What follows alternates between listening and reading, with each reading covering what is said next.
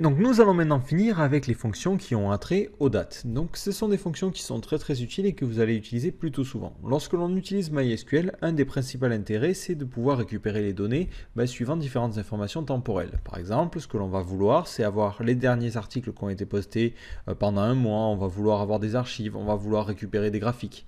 Et pour toutes ces informations là, on a souvent un problème qui est lié à une indication temporelle. Encore une fois, je vais reprendre l'exemple de mes utilisateurs et on va faire quelques tests sur leur date d'anniversaire, donc birthday. Donc je vais démarrer le panneau SQL et on est parti. Alors, on va commencer par les fonctions qui vous permettent de faire des modifications sur une date. Alors par exemple, qu'est-ce qui se passe si je veux ajouter à quelqu'un un mois? Donc par exemple, imaginons vous créez un système de compte premium et pour vos utilisateurs, il faut leur rajouter un mois à la date de fin de premium. Alors ici, je vais prendre le cas de la date d'anniversaire et ce que j'aimerais bien faire, c'est rajouter un mois. Donc vous avez une première fonction qui est la fonction addDate. Donc cette fonction prend en premier paramètre une date, donc soit vous entrez la date comme ça manuellement au format que l'on a vu d'habitude, soit vous entrez la date directement depuis un champ. Donc ici, moi, c'est birthday. En second paramètre, vous allez pouvoir préciser deux choses, soit un nombre de jours. Par exemple, ici, je veux rajouter 10 jours et je mets ,10. Et là, on va exécuter. Automatiquement, vous voyez ici qu'il a pris la date d'anniversaire de cette personne-là et il a rajouté 10 jours, et ainsi de suite. Sauf pour ces dates-là qui sont des dates nulles, vu qu'elles commencent à 000. C'est un petit peu pénible de devoir faire des multiplications. Par exemple, vous voulez ajouter un an. Vous voulez que tous les utilisateurs soient âgés d'un peu plus d'un an. Mais ce que vous pouvez faire, c'est préciser un intervalle. Donc là, vous tapez intervalle. Ensuite, le chiffre qui correspond à la quantité de l'intervalle. Donc moi ici, ça va être une année, 1 year. Et automatiquement, il rajoutera un intervalle d'une année à toutes les dates d'anniversaire. Et j'exécute. Donc vous voyez que là, 2012 10 27 s'est converti en 2013 10 27. Donc il rajoute en fait une année. Donc vous pouvez comme ça rajouter différentes informations. Une semaine, une heure, une minute. Hop, tout ça, ça fonctionne. Voilà, donc c'est une fonction comme ça qui peut paraître anodine, mais c'est plutôt utile. Alors vous avez évidemment la fonction opposée qui est tout simplement subdate. Donc là, par exemple, hop, je remplace mon add par un sub et je vais pouvoir soustraire une heure à ma date. De la même façon, je peux soustraire plusieurs jours en mettant directement un entier en second paramètre. Voilà, donc ces deux fonctions-là, addDate et subdate, vous permettent tout simplement d'ajouter ou de modifier des dates. Donc ces fonctions-là, elles existent sous un autre format. Vous avez la fonction date_add et date_sub. Alors, ces deux fonctions-là, elles fonctionnent exactement comme les précédentes, si ce n'est qu'elles n'acceptent pas d'entier en second paramètre. C'est-à-dire qu'en second paramètre, vous êtes obligé de mettre un intervalle. Donc à vous de voir celle que vous souhaitez utiliser. L'avantage du addDate et du subdate, c'est tout simplement qu'elles supportent en second paramètre un entier qui correspondrait au nombre de jours à ajouter ou supprimer. Voilà, mais c'est important si jamais vous rencontrez ce format-là, dateAdd et datesub, de savoir que c'est des équivalents, si ce n'est qu'ils acceptent que des intervalles en second paramètre. Ensuite, si jamais vous voulez juste ajouter des heures et minutes et secondes, c'est vrai que ça peut être un petit peu pénible ici de mettre intervalle 1 hour et compagnie. Vous avez une petite fonction qui s'appelle addTime. addTime, elle prend en premier paramètre une date, de la manière classique, et en second paramètre une expression qui correspond à une durée. Donc par exemple, si je veux rajouter une heure à ma date, je fais 1, 2.0, 2.0. J'exécute, et vous voyez automatiquement qu'ici, il a rajouté une heure. De la même façon, vous avez la fonction inverse qui est tout simplement subtime. Donc cette fonction, elle peut rajouter des heures, minutes et secondes, mais elle peut rajouter aussi des jours. Si vous mettez un entier, ensuite un espace et mon expression de durée. Là, automatiquement, vous allez voir, il va soustraire une journée. Donc on passe du 27 au 25, au 26, et ensuite il soustrait en plus une heure et une minute. Et c'est pour ça qu'on se retrouve le 25 à 22h59. Voilà, donc cette fonction est plutôt utile si vous voulez me faire en plus des manipulations qui ont un trait aux durées en heures, minutes et secondes. Voilà, donc ces systèmes-là vont vous permettre d'ajouter et de supprimer des dates ou des temps. Alors, quand est-ce qu'il faut utiliser ces dates-là? Tout simplement, c'est souvent utile lorsque vous avez besoin de faire des sélections un petit peu particulières.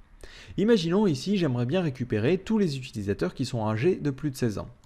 Donc, qu'est-ce que je dois faire? Je dois sélectionner tous les utilisateurs où leur date d'anniversaire, donc where, leur date d'anniversaire est inférieure à la date du jour auquel on va retirer 16 ans. Alors, ici, du coup, j'utilise la fonction subdate. Je prends la date du jour, donc moi je vais l'écrire manuellement. Ici je suis le 27, donc ici je suis en 2012.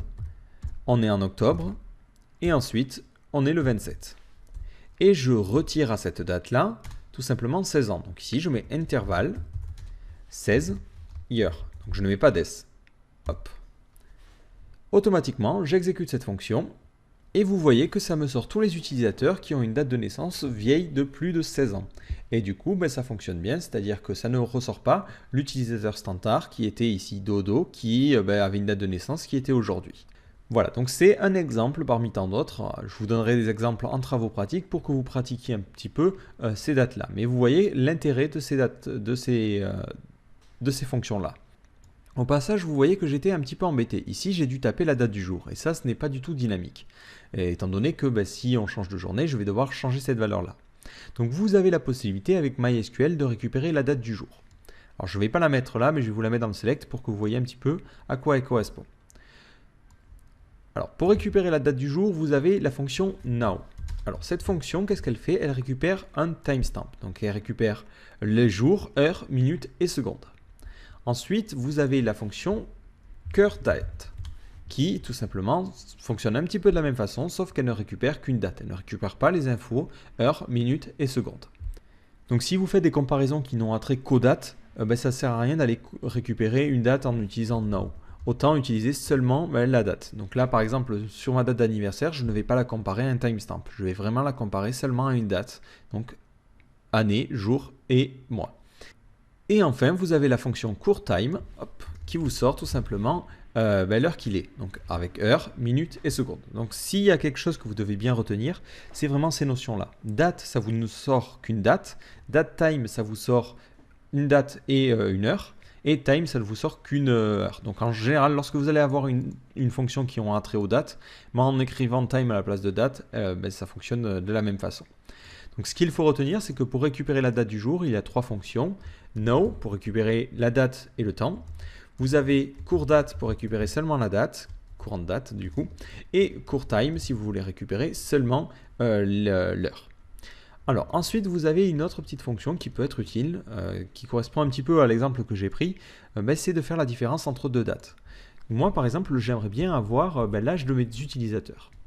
Donc ici, ce que je vais faire Select Everything, et je vais prendre la date d'aujourd'hui et je vais la soustraire à la date d'anniversaire. Donc pour cela, on peut utiliser la fonction dateDiff. DateDiff, on met en premier paramètre la date la plus récente, donc ici c'est now, ou même on va mettre courDate vu qu'on ne va travailler qu'avec des dates. Et on va soustraire à ça la date d'anniversaire, birthday. Et j'exécute. Automatiquement, vous voyez ici que je récupère le nombre de jours qui se sont écoulés entre ma date du jour et la date d'anniversaire de mes utilisateurs. Alors, le principal problème, c'est que là, ici, je récupère le nombre de jours. Qu'est-ce qui se passe si moi je veux convertir le nombre de jours en une date? Tout simplement, vous avez une fonction qui permet de faire ça, c'est from_days. Donc ça prend en paramètre un entier qui est tout simplement le nombre de jours. Donc moi ici, je ne vais pas prendre un entier vu que j'ai cette fonction qui me retourne déjà un entier. Et hop, j'exécute. Automatiquement, vous voyez que ça ressort une date qui correspondrait au nombre de jours qui se sont écoulés. Donc là, par exemple, ça correspondrait à 32 ans. Donc 1980 plus 32, ça fait bien 2012. Donc là, ça me sort une date qui correspond au nombre de jours. Donc ça peut être pratique si vous avez comme ça des conversions à faire. Une petite note à propos de cette fonction-là et d'autres fonctions en général. Les fonctions qui convertissent les dates en datetime, elles galèrent un petit peu pour des dates qui sont inférieures à octobre 1582. Alors pourquoi ça? Tout simplement parce que MySQL utilise le calendrier grégorien et du coup pour que ça coïncide avec les années que l'on a actuellement, il y a eu une petite modification qui a été faite en octobre et du coup ça saute quelques jours. Voilà, donc faites très attention si vous travaillez avec des dates antérieures à 1582. Bon, moi c'est quelque chose qui n'est jamais arrivé, mais si vous tenez un site par exemple sur l'histoire, ça peut arriver, donc faites attention à ce niveau-là. Voilà. Sinon, si vous ne travaillez pas avec des fonctions, avec des dates antérieures à octobre 1582, vous n'aurez pas de problème majeur à constater. Bon, un dernier petit problème que l'on a vu, c'est le formatage. Vous avez vu qu'au fur et à mesure que j'ai travaillé, j'ai toujours récupéré des dates au format MySQL, donc avec année-mois-jour. Qu'est-ce qui se passe si moi j'aimerais bien avoir une date bien formatée? Donc il existe différentes fonctions qui vont vous permettre de mieux formater une date. Alors la première fonction, c'est la fonction date. Donc cette fonction, qu'est-ce qu'elle fait? Elle vous sort en fait la partie date d'une expression. Donc par exemple, si vous entrez un datetime ici, alors je vais le faire tout de suite. Et automatiquement, si j'exécute cette fonction-là, vous voyez que ça me ressort que la date. Bon, c'est un intérêt relativement limité, mais c'est important de le savoir si vous avez besoin de convertir un datetime en date. Donc les deux fonctions que l'on va voir maintenant, ce sont elles les fonctions utiles. Vous avez la première fonction qui est la fonction dateFormat. Date underscore format. Alors cette fonction-là, elle vous permet un petit peu comme la fonction date de PHP de formater une date que vous voulez. Donc ici, moi, je vais formater ma date d'anniversaire.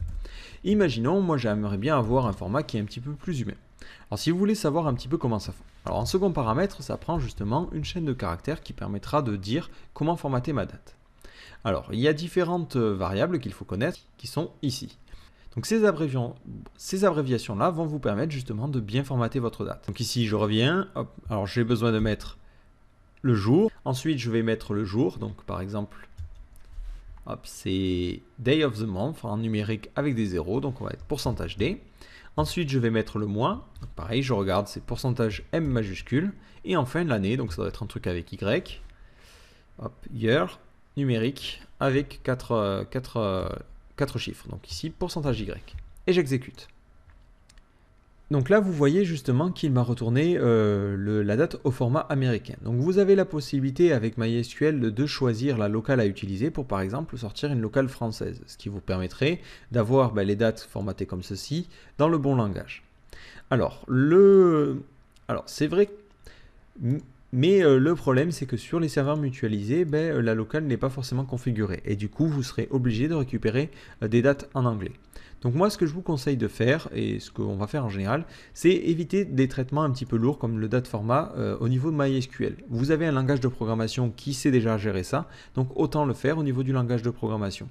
Donc ça peut être utile dans certains cas, mais en général, le formatage de la date, vous pouvez aussi le faire au niveau de la récupération. Donc à vous de voir à quel niveau vous souhaitez le faire. Mais c'est important de savoir que cette fonction existe. D'ailleurs, si vous voulez récupérer le format de manière automatique, vous avez une fonction pour ça, c'est la fonction getFormat. Donc cette fonction-là, vous lui passez un premier paramètre date, datetime ou time. En second paramètre, la locale que vous voulez utiliser. Donc par exemple, je veux le format USA, je veux le format européen. Et comme ça, ça vous sortira le format. Donc vous avez deux petits exemples qui vous montrent un petit peu comment ça fonctionne. Bon, moi, ce n'est pas une fonction que j'utilise très souvent. Voire c'est une fonction que j'utilise jamais, tout simplement parce que même le format européen, n'est pas forcément très logique. De mettre des points, en général, on préfère séparer par des slash. Donc je préfère faire ces traitements-là au niveau de PHP. Mais voilà, encore une fois, c'est important de savoir que ces fonctions existent, comme ça, si un jour vous les rencontrez, vous saurez les utiliser. Voilà, donc pour l'instant, je récapitule un petit peu ce que l'on a vu. On a vu comment ajouter et retirer des dates avec les fonctions addDate et subDate. On a vu comment faire la différence entre deux dates avec la fonction dateDiff. On a vu comment récupérer la date du jour de différentes manières avec coursDate, coursTime ou la fonction now. Et on a vu quelques traitements sur le format de la date, notamment la fonction dateFormat qui me permet de choisir le bon format. Donc une dernière série de fonctions qui est relativement naturelle, c'est des fonctions qui vous permettent d'éliminer et de récupérer un seul composant. Par exemple, vous avez la fonction year qui vous permet de récupérer l'année d'une date. Par exemple, year birthday. Hop, automatiquement, vous allez récupérer l'année de naissance. Alors il existe toute une série de fonctions, vous avez month, week, day of the month et ainsi de suite. Donc toutes ces fonctions, encore une fois, sont listées sur la documentation. Donc je vous laisserai un petit peu les regarder. Donc je vous conseille vraiment d'y jeter un œil suivant un petit peu ce que vous cherchez. Donc il en existe pas mal. En général, moi c'est vrai que j'ai eu tendance à utiliser year, month et day. Alors, vous pouvez les utiliser évidemment comme ça. Vous pouvez utiliser les conditions. Donc là, encore une fois, c'est relativement simple. Par exemple, si vous voulez récupérer tous les utilisateurs nés après une certaine date, vous pouvez faire where, year de birthday, et supérieur, par exemple ici, je vais prendre 1970. Hop. Et automatiquement, ça vous sortira tous les utilisateurs qui ont une date de naissance supérieure à 1970. Et là, ça me sort 3 utilisateurs. Vous pouvez aussi utiliser ces conditions-là pour des group by. Vous pouvez faire group by year de birthday. Et automatiquement, ça vous groupera tous les utilisateurs par année de naissance. Donc cela, ce n'est pas forcément très pratique parce qu'on ne voit pas l'année de naissance. Vous pouvez l'utiliser à la fois dans le group by et à la fois dans le select. Hop. Comme ça, vous voyez, les années de naissance. Donc ici, moi, je vais mettre as year. Voilà, et vous voyez ici que je récupère donc les années de naissance. Et je peux même faire un petit count. Count, étoile, hop, et ça me sortira tous les utilisateurs, le nombre d'utilisateurs classés par année de naissance. Ce que vous pouvez faire, on peut aller encore plus loin, je peux les classer tout simplement par année de naissance. En plus, je sépare aussi par mois de naissance. Et comme ça, j'aurai tous les utilisateurs par mois et année de naissance. Et du coup, à cet endroit-là, je vais sortir year et month. Alors, je vais un petit peu remettre ça en page, histoire que ce soit plus clair. Donc, je sélecte count. Je sélecte l'année de naissance. Je sélectionne aussi le mois de naissance. Hop. Pour la table utilisateur. Et je sépare les résultats par année de naissance et par mois de naissance. Hop. Et automatiquement, si j'exécute, vous voyez que j'ai un petit peu n'importe quoi. Ici, je vais mettre as mois. Et ici, donc ici, je vais mettre as month. Et ici, je vais mettre as year. Voilà, histoire d'un petit peu mieux organiser les résultats. Et du coup, vous voyez ici que ça me sort que j'ai 4 utilisateurs qui n'ont pas de date de naissance. J'ai un utilisateur qui est né en mars 1981 et j'ai 2 utilisateurs qui sont nés en octobre. Donc si maintenant je vais modifier les enregistrements, hop, je vais modifier celui qui est né en octobre et je vais le faire naître hop, en novembre. Hop, voilà. J'enregistre. Si maintenant je réexécute ma requête, vous voyez que ça me sort un utilisateur qui est né en octobre et un utilisateur qui est né en novembre. Donc ça, c'est très important. Alors pourquoi je m'attarde sur cet exemple-là? Tout simplement parce que c'est très important de comprendre qu'on peut isoler comme ça les dates. Et de la même façon, si je veux, je peux en plus isoler par le jour.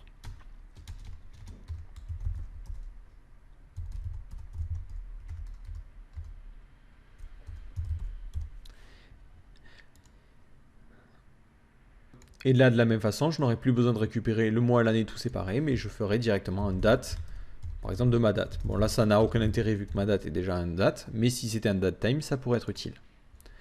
Alors ça, pourquoi je m'attarde dessus? Justement parce que c'est des fonctions très très utiles et c'est une requête que vous allez retrouver assez souvent lorsqu'on va vous demander, par exemple, une page d'archives ou tout simplement de générer un graphique.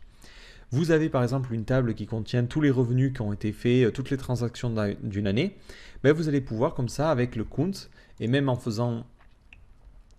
Vous allez pouvoir comme ça récupérer en faisant un count le nombre d'enregistrements, le nombre de transactions qui ont été faits une année. Vous allez pouvoir même additionner des résultats. Par exemple, c'est vrai que j'ai oublié de le préciser, mais vous pouvez faire une somme. Ou si vous voulez faire une moyenne, average. Voilà. Et du coup, ça va vous permettre ensuite en PHP de générer des graphiques en séparant les résultats, en ayant les résultats jour par jour. Un autre exemple d'utilisation, c'est par exemple, vous avez un blog, vous aimeriez bien afficher les archives en disant, par exemple, en octobre, il y a eu tant d'articles, en décembre, il y a eu tant d'articles. Vous pouvez comme ça grouper par année et par mois et faire un petit count et ça vous sortira automatiquement le nombre d'articles qui ont été postés chaque mois et chaque année. Et du coup, en une seule requête, vous allez pouvoir créer comme ça une sidebar qui récupérera le nombre d'articles par mois et année. Alors, un petit récapitulatif de ce qu'on en a vu. Donc, on a vu d'abord des fonctions qui ont attrait à l'ajout et au retrait de date.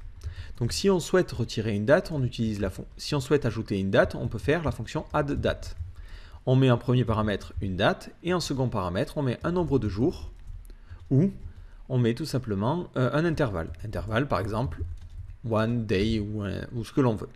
De la même façon, on a la fonction opposée qui est la fonction tout simplement subdate.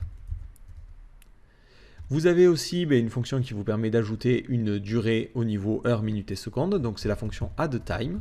On met en premier paramètre notre date et en second paramètre, on met une expression qui correspond à un temps. Donc par exemple ici, si je veux rajouter 12 heures, je mets 12.0.0. Je peux même rajouter des jours en mettant par exemple ici le nombre de jours. De la même façon, vous avez la fonction opposée qui vous permet de supprimer, de retirer une date, qui est la fonction subTime. Enfin, on a vu comment soustraire deux dates entre elles pour récupérer le nombre de jours qui les séparent. C'est la fonction dateDiff. On met en premier paramètre notre date et en second paramètre une autre date à comparer. Et ça, automatiquement, ça nous sort le nombre de jours d'écart. Donc ce nombre de jours, on peut le convertir ensuite en date en utilisant la fonction fromDays qui prend en paramètre le nombre de jours et qui retourne tout simplement une date. Ensuite, on a vu comment récupérer la date du jour qui peut être utile dans différents cas. Donc pour récupérer la date du jour, vous avez la fonction coursDate.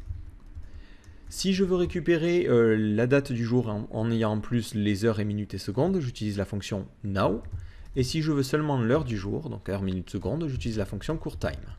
Donc ensuite, on a vu comment gérer le formatage des dates, c'est-à-dire récupérer les résultats suivant différents formats. Donc ici, on va appeler ça format. Donc on a d'abord la fonction date.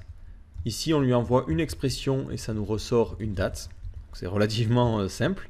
On a la fonction dateFormat, donc date_format, qui elle prend en paramètre une date en premier paramètre et ensuite un format. Donc on a vu que sur la documentation, il y avait toutes les informations sur ce format-là.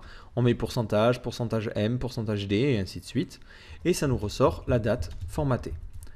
Donc cette fonction est utile si vous voulez vraiment faire passer par MySQL. En revanche, c'est une fonction que l'on va retrouver aussi sur les langages de programmation. Donc parfois, il est plus intéressant de récupérer la date de manière native et ensuite de la formater en utilisant notre langage de programmation. Mais encore une fois, c'est toujours important de savoir qu'elle est là au cas où on en ait besoin. Et enfin, on avait vu la fonction getFormat qui permet de récupérer le formatage des dates suivant la zone géographique, Europe, Asie ou États-Unis. Donc ça prend en premier paramètre date, datetime ou time, et en second paramètre la zone géographique. Ici par exemple, nous sommes en Europe, donc on va mettre Europe. Et ça nous sort le formatage. Ici, pourcentage D, pourcentage M et pourcentage Y. Bon voilà, je ne suis pas sûr exactement du résultat, mais c'est l'idée. Et enfin, on a vu les fonctions qui permettaient de récupérer une donnée. Donc on a vu la fonction year, et ainsi de suite. Donc vous avez toute une série de fonctions, month, et ensuite par exemple le day. Donc c'est les fonctions principales que j'utilise, mais il en existe d'autres comme week. Donc ces dates peuvent être utilisées à différents niveaux. On peut les utiliser dans les updates, dans les select, dans les delete, où on veut. On peut être utilisées soit comme un champ, donc par exemple si on veut faire un update et rajouter un mois à tous les utilisateurs, rajouter un mois à un utilisateur particulier. Elles peuvent être utilisées dans les conditions si on veut faire des sélections particulières en récupérant par exemple tous les utilisateurs qui sont inscrits depuis par exemple plus d'un an. Et enfin, on peut les utiliser dans les groupes by tout simplement pour récupérer les données organisées par des références temporelles. Si par exemple je fais un outil statistique qui m'indique le nombre d'inscriptions chaque mois, je peux le faire. Donc si vous faites un petit dashboard avec un système de statistiques, ça peut être plutôt utile. Voilà, donc c'est tout pour le résumé. Donc je sais que ça fait beaucoup de choses à avaler, c'est vrai que là au niveau des fonctions date, il y a beaucoup de choses à voir, mais il ne faut pas désespérer. C'est vraiment des fonctions que vous allez apprendre à utiliser au fur et à mesure des cas. Donc vous les avez vues toutes aujourd'hui, je suppose que vous n'allez pas forcément toutes les retenir évidemment, mais c'est en les utilisant, vous allez vous dire à un moment, tiens j'ai besoin de cette fonction-là, c'est à force de les utiliser que vous allez apprendre à les connaître. Voilà, c'est tout ce qu'il y a à retenir sur les fonctions au niveau MySQL. Donc on a vu les trois grands types, on a vu les fonctions sur les nombres, on a vu les fonctions sur les chaînes de caractères, et on a fini justement aujourd'hui avec les fonctions sur les dates. Donc dans les prochains chapitres, nous allons voir des fonctionnalités un petit peu plus avancées de MySQL, que vous n'êtes absolument pas obligé d'utiliser, mais qui vont améliorer votre utilisation de MySQL. Donc on va voir notamment comment faire des transactions et des recherches full text.